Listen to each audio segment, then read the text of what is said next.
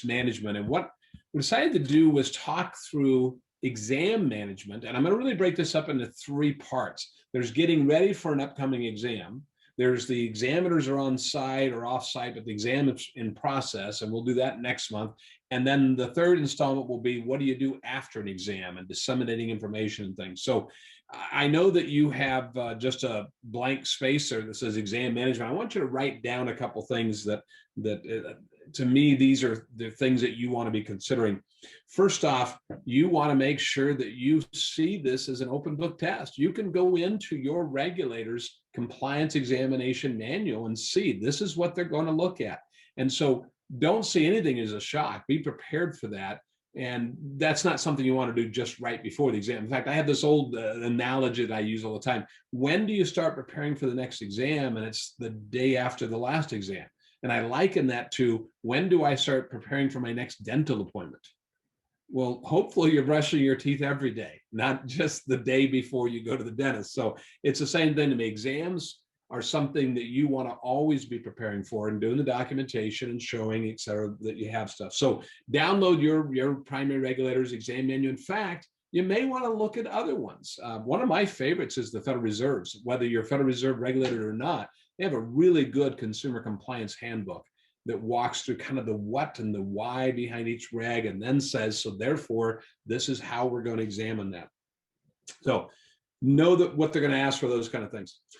You want to review previous exams, previous audits. If you've had consultation from us or other third parties, make sure that you have fixed the things, because there's nothing worse than a repeat violation in a sense, or double a repeat, or recommendations even. Make sure that you've addressed, we're not going to do this and here's why, or we haven't got it done and here's why, or yes, this was fixed. But so pull out those old audits, the old exams, make sure that everything has been done. And I know that a lot of you go, that's just common sense. We see it all the time. Review your complaints. The examiners are looking at complaints more and more and more.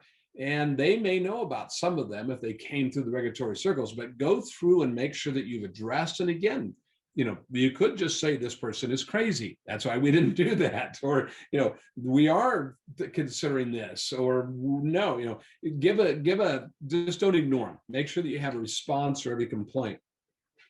I want you to think about this. And this is something, again, it helps that if you're doing this on an ongoing basis, but what has changed since the last exam?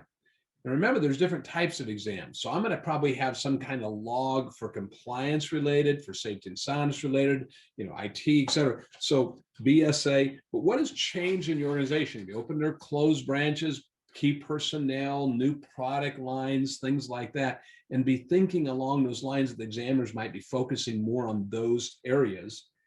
And along with that, then review your risk assessments. Now, you may not say, well, we just did one 4 months ago and we do that once a year. Risk assessments really are something that should be ongoing all the time. And when examiners walk in, it's probably good to have an updated one. So be looking at that. And you don't maybe formally have to go through all of it, but again, get it out. Hopefully you're not dusting it off because it hasn't been that long since you looked at it, but think about it that way. And then the last thing I got 2 things or more, but the big one to me is the doc request list. It is such an important thing that you give the examiners what they're asking for, or explain to them why you're not. Those doc request lists are a one size fits all. And so it may not fit you. So if they're asking for something that just like, wow, did you realize that if we gave that to you, that's 10,000 of these, or, boxes, or electronically, it's going to be a whole bunch. And they go like, oh, no, we don't need to see that many then. It's okay to say, are you sure you want this? Or here's what you're asking for and how it affects us. Or we could have it available here, or I can get it to you this way or that way. But don't ignore anything.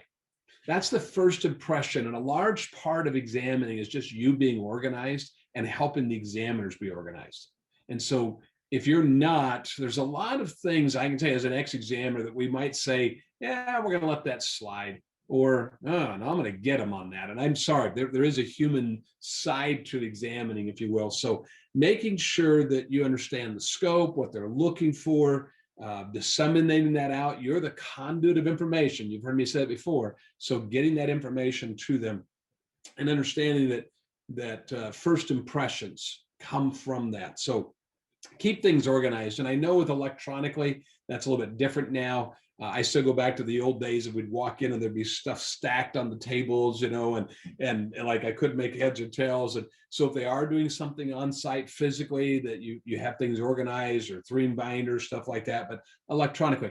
Here's also a tip that I got from one of you, I think one time, was you keep a copy of everything you provide them too, right?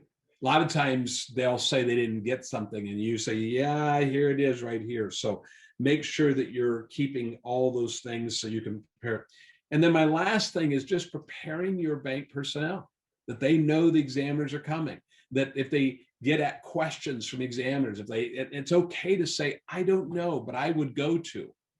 Don't let your people BS it, if you will. And sometimes they try to do that or shoot from the hip. It's okay. We're not in a vacuum. And so in the real world, if somebody doesn't know something, they probably do come and ask. So making sure your people know the examiners are coming, or offsite or onsite, they might get calls, they might get emails, that kind of thing.